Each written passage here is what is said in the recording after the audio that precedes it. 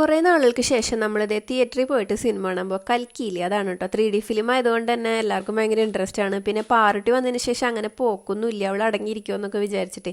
അപ്പോൾ നമുക്ക് ആമസോണിൽ നിന്ന് കുറച്ച് പാത്രങ്ങളൊക്കെ ഓർഡർ ചെയ്ത് വന്നിട്ടുണ്ടായിരുന്നു. അതൊക്കെ ഒന്ന് നോക്കി സെറ്റാക്കിയിരുന്നു. അതിന് ശേഷം എന്തേ കാപ്പി കുടിച്ചു. അതിന് ശേഷം കുളിയൊക്കെ കഴിഞ്ഞ് ഞങ്ങളെല്ലാവരും മേലൊക്കെ കഴുകി സെറ്റായി.